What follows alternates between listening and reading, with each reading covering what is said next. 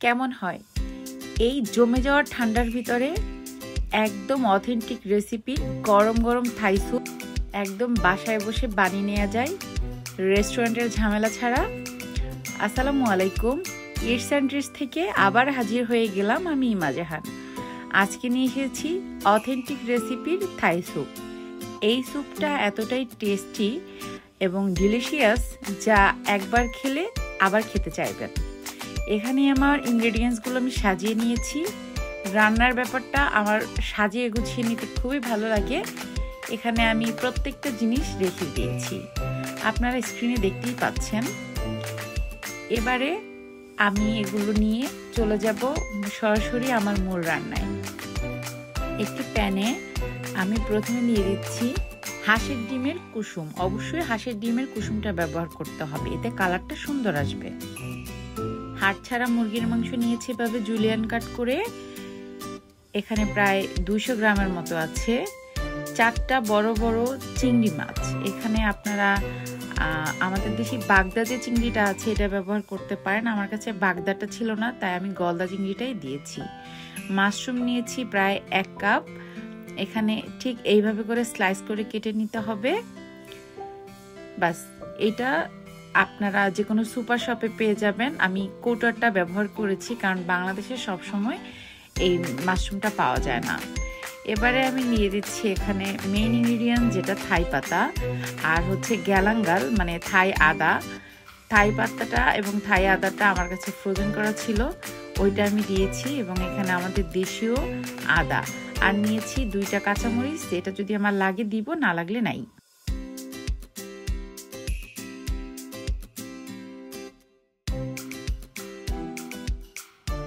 দিয়ে দিচ্ছি 1/2 cup tomato ketchup. Tomato কেচাপের বদলে টমেটো সসটা ব্যবহার করতে পারেন, কোনো সমস্যা হবে না।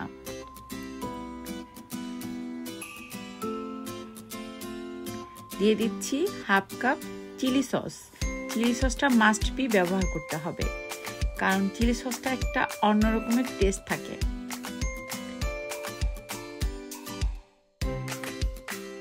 দিয়ে দিচ্ছি 1 টেবিল চামচ সয়া সস, 1 চা চামচ চিনি, 1 চা চামচ লবণ। লবণটা অবশ্যই চেক করে নেবেন কারণ যেগুলো সস আমি ইউজ করেছি ওখানে প্রচুর লবণ থাকে। দিয়ে দিচ্ছি 1 চা চামচ লাল মরিচের গুঁড়ো। অবশ্যই ঝালটা আপনাদের টেস্ট অনুযায়ী দিবেন, অনেক বেশি ঝাল হলে কিন্তু ভালো লাগবে না।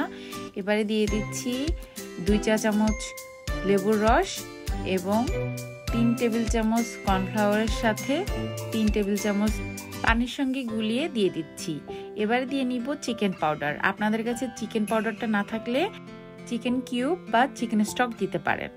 আমার কাছে দুটোই ছিল। এখানে আমি 4 চা চামচ চিকেন পাউডার দিয়ে দিচ্ছি।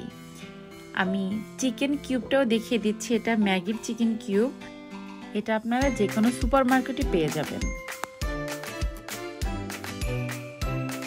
আমার সব ইনগ্রেডিয়েন্টস হয়ে গিয়েছে। এবার আমি ভালো করে নেড়েচেড়ে মিশিয়ে নিব। চুলায় বসানোর আগে অবশ্যই এটা ভালো করে নেড়েচেড়ে মিশিয়ে নিতে হবে। এরপরে আমি এখানে প্রায় 700 গ্রামের মতো পানি দিয়েছি কারণ আমরা এখানে 2 জন খাবো, ভালোই ঠিক হবে। এই জন্য আমি 700 গ্রাম দিয়েছি। আপনারা চাইলে 1 লিটার পানি ব্যবহার করতে পারেন, কোনো সমস্যা হবে না কারণ আমার যে রেসিপি, এই রেসিপিতে 1 লিটার পানি ব্যবহার করা যাবে এবং এটা আপনারা কমসে কম 4 জন খেতে পারবেন।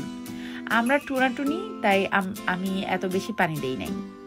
প্রথমে চুলায় হাই ফ্লেমে রেখে প্রায় 10 মিনিটের মতো রান্না করতে হবে এবং নাড়া বন্ধ করা যাবে না। নাড়তে নাড়তে দেখবেন একটা পর্যায়ে এভাবে করে ঘন হয়ে আসছে। এরপরে চুলার ফ্লেমটা একটু কমিয়ে দিবেন। আমি চেক করে দেখলাম লবণটা একটু কম হয়েছে, তাই আমি আবারও কিছুটা লবণ অ্যাড করেছি। অ্যাড করব 3টা কাঁচামরিচ। জাস্ট এইভাবে করে মাথাটা একটু আমি ভেঙে দিয়েছি। নেড়েচেড়ে মিশিয়ে এখানে আমি অ্যাড করব 1 চা চামচ কালো গোলমরিচের গুঁড়া। গোলমরিচের গুঁড়াটা অনেকে আগেও দেয়, আমি পরেই দিই কারণ ফ্লেভারটা খুব ভালো আসে। এবারে 5 মিনিটের মতো রান্না করব চুলার আঁচটা কমিয়ে। ঠিক এইভাবে যখন ঘন হয়ে আসবে তখন আমি আমার স্যুপটা তুলে ফেলবো। দেখুন কত ইয়ামি হয়েছে না। আমি এখানে কোনো ফুড কালার ইউজ করিনি, আমার মরিচের যে কালারটা ছিল সেটাই হয়ে গিয়েছে। আমার কাছে এতই ভালো লেগেছে, আসলে লাইটিংয়ের কারণে অনেক সময় লাইট ডিপ দেখা যায়। আমার থাই স্যুপ এবার রেডি, এবারে সার্ভ করার পালা। অথেন্টিক এই থাই স্যুপ রেসিপিটা এতটাই মজার, আপনারা একবার বাসায় অবশ্যই ট্রাই করবেন এবং কমেন্ট করে আমাকে জানাবেন।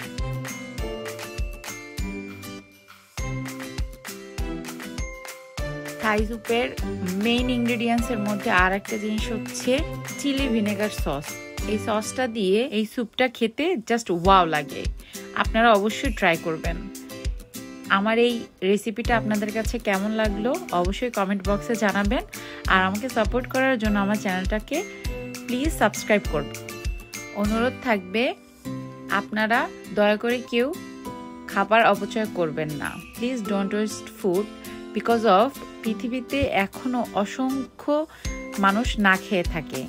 তো আজ এই পর্যন্তই, দেখা হবে নেক্সট কোনো ভিডিওতে। ততক্ষণ পর্যন্ত সবাই ভালো থাকবেন।